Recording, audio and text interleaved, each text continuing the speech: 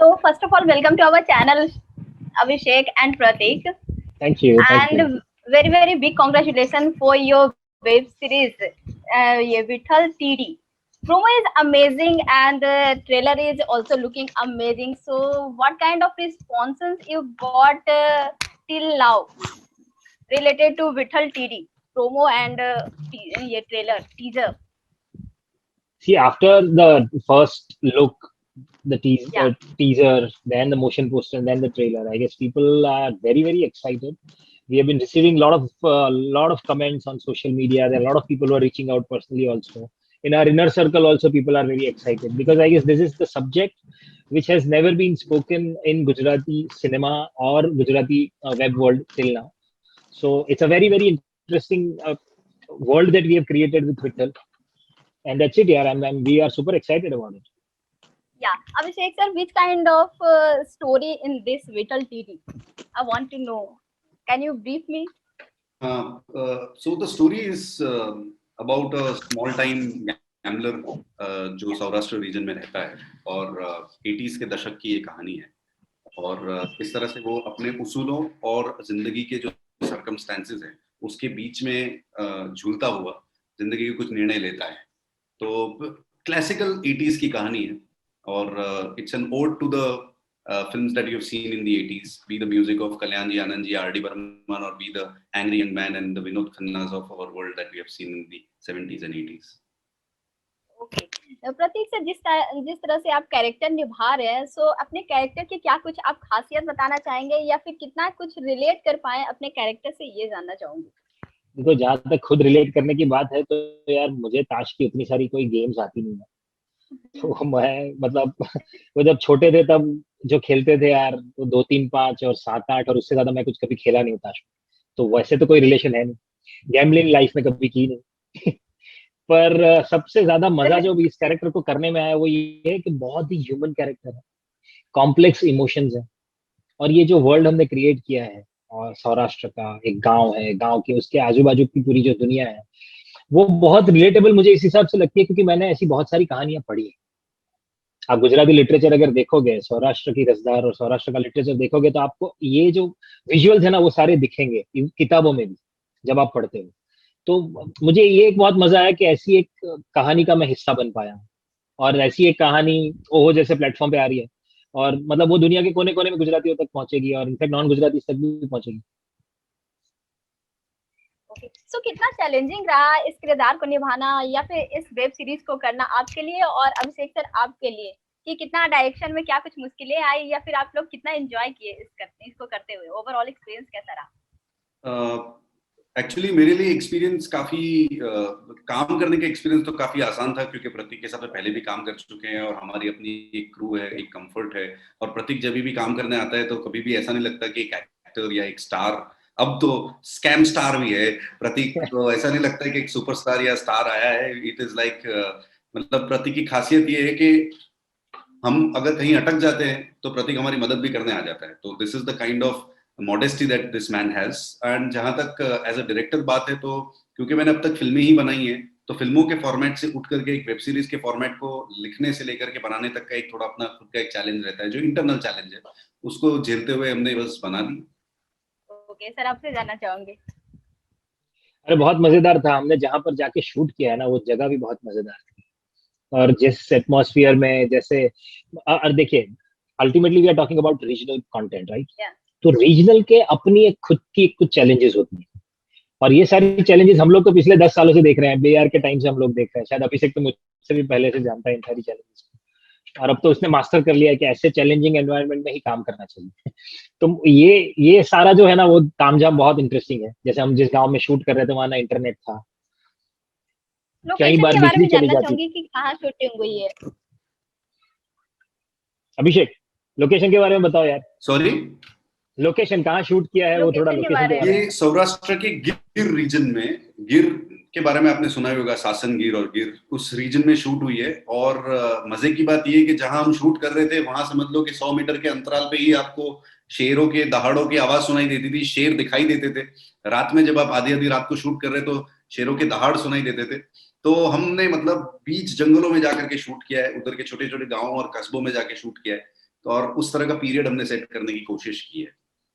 सारे real locations हैं और बात भी वहां की है, तो और मजेदार है। मतलब it adds a lot of lot of value to the story.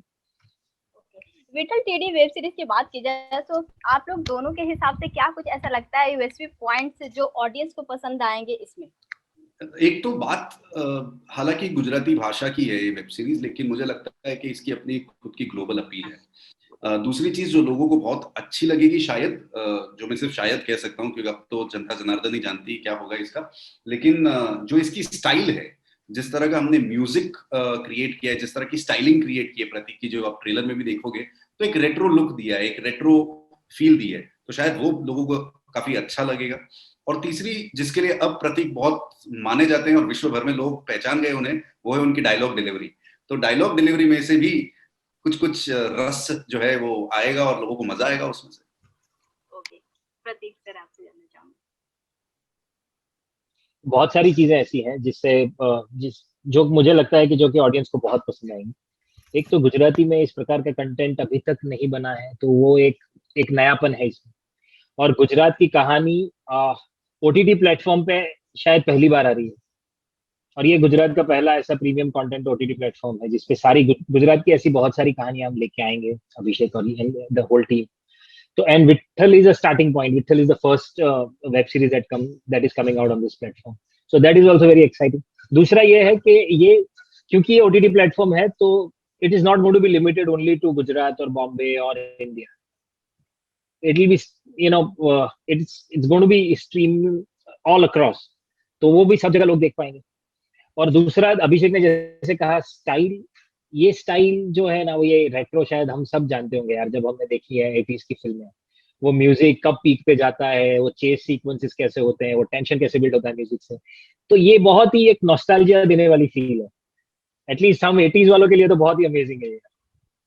Okay, so sir अगर कोई भी स्टोरी हो या फिर वेब सीरीज हो या फिल्म हो, कुछ ना कुछ हमें सिखाती है, ये वेब सीरीज आपको क्या कुछ सिखाई है? और आपसे ये भी जानना चाहूंगी कि स्कैम 1992 आपको क्या कुछ सिखाई थी? देखिए, स्कैम की जहां तक बात है ना, तो स्कैम तो वैसे ही इट्स अ कॉशनरी टेल, या मतलब बोध कथा जैसा ही उसको लेना चाहिए।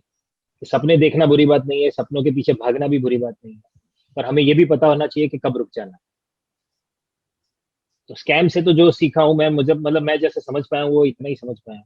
जहां तक विट्ठल की बात है, तो विट्ठल से तो बहुत कुछ जानने सीखने मिलेगा कि हमारी खुद की जो इमोशंस होते हैं ना, खुद के परिवार के प्रति जो प्यार है, जो इमोशंस है, और हम ये मॉरल वर्ल्ड में जो जिंदा है आज, उसमें इंसान कितनी कितनी मुश्किलों से गुजरता है और फिर भी कैसे अपने रास्ता निकालता है, ये बहुत, मतलब मुझे लगता है कि ये शायद कहानियों में हमने आगे बहुत सुना भी होगा, but the way you experience this as a character is very enlightening for me every time.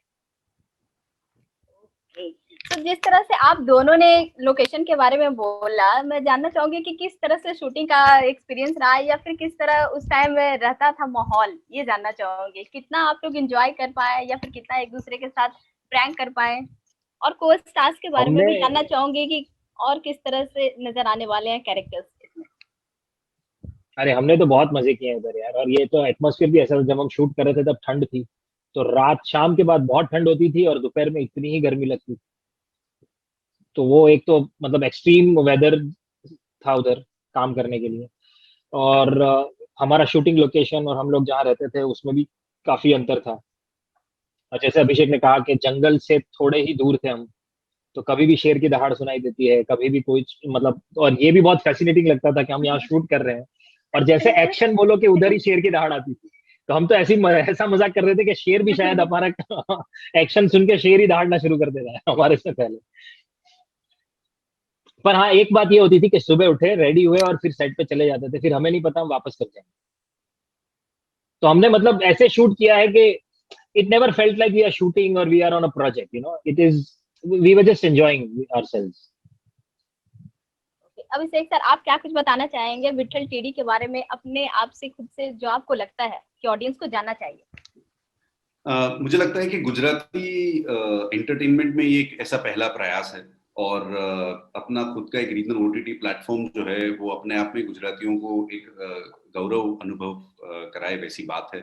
हम चाहेंगे कि ग्लोबली गुजरात में गुजरातियों की कहानी ना ही सिर्फ गुजरात में लेकिन ग्लोबली सब तक पहुंचे और सिर्फ गुजरातियों तक सीमित ना रह जाए, क्योंकि कहानियों की अब कोई ऐसी भाषा नहीं रही है। अगर हम स्पेनिश भाषा की भी सीरीज देख सकते हैं तो हम गुजराती भाषा की भी सीरीज देख सकते हैं। तो हमने कोशिश सिर्फ ये की है कि हम अच्छी कहानी लोगों तक जितने भी हो सके उतने पहुंचाने की कोशिश की है।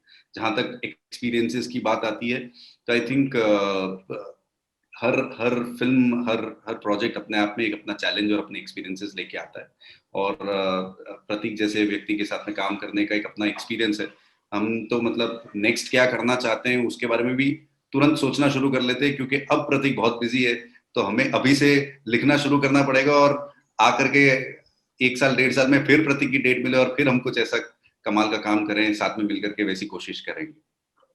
बट जहां तक लोगों तक पहुंचाने की बात है तो मैं चाहूंगा कि लोग जाने गुजराती कल्चर को, गुजराती भाषा को, गुजरात में बनते एंटरटेनमेंट या कंटेंट को, और समझें कि हम सिर्फ गुजराती भाषा से या गुजरातियों से लिमिटेड कुछ नहीं कहना चाहते, हम दुनिया में लोगों तक पहुंचना चाहते हैं। ओके, सो अपकमिंग प्रोजेक्ट्स क्या कुछ होने वाले हैं आप दोनों के?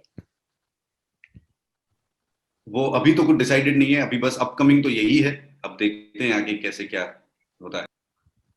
ओके, प्रतीक सर आपसे जानना चाहूंगी कि और क्या कुछ अपकमिंग प्रोजेक्ट्स आ रहे हैं, फिल्म आएंगे या फिर वेब सीरीज आने वाली है आपकी?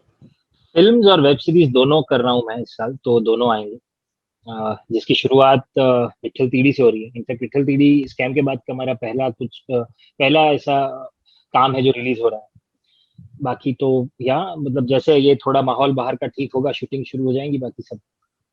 जिस तरह का अभी माहौल बना हुआ है पेंडेमिक का और कोविड-19 का, जिस तरह से सिचुएशन है अपने देश में, तो क्या कुछ उसको लेकर आप लोग दोनों बोलना चाहते हैं? उस पर आप दोनों का क्या टेक होगा? ये मेरा तो टेक बहुत सिंपल है। मैं ये मानता हूँ कि मैं जानता हूँ कि हर एक आदमी बहुत कुछ शायद ना कर पाए, पर एक चीज तो हर एक आदमी कर सकता है और वो उसे करनी चाहिए। वो देश की, खुद की, सोसाइटी की बहुत बड़ी सेवा होगी। सिर्फ अपना ध्यान रख के अपनी सुरक्षा का इंतजाम भी कर लेगा हर एक आदमी, तो भी शायद बहुत कुछ हो पाएगा। बिकॉज जैसे लोग मतलब भीड़ में बाहर जाना और ये सब, वो जो हुआ पिछले कुछ महीनों में, इसी का नतीजा हम लोग सब भुगत रहे हैं। तो मैं बोल रहा हूँ बाकी सब भी छोड़ दो, थोड़ा सेल्फिश होकर सिर्फ खुद का सोचना भी शुरू कर देंगे लोग, तो भी हम बहुत अच्छी सिचुएशन में पहुंच जाएंगे। मैं लोगों से सिर्फ यही प्रार्थना करना चाहूंगा कि आप अगर कुछ भी देश की सेवा करना चाहते हैं तो अपने घरों में रहिए और अपने परिवारजनों का ध्यान रखिए और आसपास में लोगों को भी इस बारे में सचेत कीजिए कि वो अपने घरों में रहें और बिन जरूरी बाहर न निकलें। कुछ ही समय और खींचना है, पॉजिटिव माइंडसेट से आगे बढ़ते हैं और ये एक चीज है, दिस शैल ऑल्सो पास, और हम एक नया सूर्योदय देखेंगे शायद। प्रतीक सर, आपने स्कैम 1992 किया, उससे अलग ही आपको फेम मिला, सो बहुत कुछ लाइफ में चेंजेस आई होगी और बहुत कुछ कॉम्प्लीमेंट्स मिले होंगे। सो इसको आप किस तरह से लेते हैं, ये जानना चाहूंगी मैं। कि मैं तो इसे बाय प्रोडक्ट की तरह लेता हूँ। मैं जो काम करता हूँ उसके साथ ये सारी चीज जुड़ी हुई है। हमारा फील्ड ऐसा है कि ये हमें ज्यादातर लोगों तक पहुंचा देते हैं और लोगों का ऐसा, मतलब स्कैम से जो हुआ, लोगों को वो किरदार बहुत पसंद आया, वो पूरी कहानी बहुत पसंद आई है। तो इसका श्रेय मुझ अकेले का नहीं है, ये श्रेय पूरी टीम का है। बिकॉज सारे डिपार्टमेंट ने इतना बेहतरीन काम किया कि स्कैम एज ए सीरीज लोगों के दिल को छू गई। और क्योंकि मैं उसका चेहरा बना हूँ, मैं उसका फेस हूँ, मैं उसमें काम कर रहा था, तो लोग शायद सारा प्यार मुझ तक पहुंचा रहे हैं, जो कि मैं चाहूंगा कि वो पूरी टीम तो खुद तक बांट दूं, सबको दे दूं। और मैं इसे एक बाय प्रोडक्ट की तरह ही लेता हूँ। मैं इसे के बारे में ज्यादा सोचना नहीं चाहता। तो आगे क्या कुछ आपकी प्लानिंग है? किस तरह से आप सेलेक्टिव प्रोजेक्ट्स करना चाहेंगे या फिर जो कुछ आएगा उसके लिए हाँ बोलना चाहेंगे? किस तरह से आपकी रहेगी? जी नहीं, मेरा हमेशा से यही तरीका रहा है, यही प्रोसेस रही है। फिर चाहे वो थिएटर हो, चाहे गुजराती फिल्म हो, चाहे हिंदी फिल्म हो या वेब सीरीज, जो स्क्रिप्ट मुझे ज्यादा एक्साइट करती है, कुछ नया कैरेक्टर करने मिलेगा जिससे मैं कुछ सीख पाऊंगा या जिसमें मैं वैल्यू ऐड कर पाऊंगा, मैं उसी का पार्ट बनता हूँ। अब इसे अगर सिलेक्टिव कहा जाए तो मैं सिलेक्टिव हूँ या फिर पता नहीं। सर, आपने हर्षद मेहता का किरदार किया है, जिस रोल को आपने निभाया वो तो अमेजिंग था ही। सो आपसे जानना चाहूंगे कि आपका ड्रीम प्रोजेक्ट क्या कुछ था या फिर क्या यार कुछ है मेरे ड्रीम आगे, क्या प्रोजेक्ट तो कुछ? बहुत हाँ, सारे हैं, आपसे जानना चाहूंगी कि बहुत सारे हैं। पर मुझे किस तरह का आप बायोपिक कैरेक्टर्स रोल। करने में बहुत मजा आता है। मुझे बायोपिक कैरेक्टर्स करने में बहुत मजा आता है। मैंने ऐसे बहुत सारे कैरेक्टर्स थिएटर में भी किए हैं। तो मुझे यह और फिल्मों में, वेब सीरीज में बायोपिक करने में ज्यादा मजा आएगा मुझे, ऐसा मुझे लगता है। Yes, एंड लास्टली क्या कुछ आप दोनों बोलना चाहेंगे विठल टीडी वेब सीरीज के बारे में? विठल टीडी वेब सीरीज के बारे में क्या कुछ आप फैंस से बोलना चाहेंगे, ऑडियंस से क्या कुछ मैसेज देना चाहेंगे आप? मेरा मैसेज तो ऑडियंस को यही है कि हम लोग हर बार एक नया एक्सपेरिमेंट करते हैं। इस बार हमने नया एक्सपेरिमेंट हमारी मातृभाषा में किया है, गुजराती में किया है। और एक ही रिक्वेस्ट करना चाहूंगा सबसे कि इसे भी उतना ही प्यार दें। आप लोग देखिए, आपको जो लगा, जैसा लगा, वो सब हम तक पहुंचाइए। हमारा प्रयास हमेशा से ये रहा है कि जैसे गुजरात की बात अगर करूँ तो गुजरात रीजन की बेहतरीन कहानियां, बेहतरीन किरदार आप तक पहुंचा सके। इस बार भी यही प्रयास किया है और यही प्रार्थना है कि आप लोग इसे भी इतना ही प्यार दें। अभिषेक सर, क्या कुछ आप ऑडियंस से मैसेज देना चाहेंगे? मैं ऑडियंस को सिर्फ यही रिक्वेस्ट करना चाहूंगा कि पहली बार ऐसा कोई प्रयास होने जा रहा है, गुजराती अपना खुद का एक ओटीटी रीजनल प्लेटफॉर्म आ रहा है। अगर आपको उसका कंटेंट पसंद आए और ये प्रीमियम कंटेंट लोगों तक पहुंचाने की जिम्मेदारी अगर आप ले सकें, तो दुनिया भर में लोगों को दिखा देते हैं कि एक गुजराती अपनी एक छवि जो है वो किस तरह से दुनिया तक आगे रख सकता है। Thank you, thank you, Abhishek, thank you.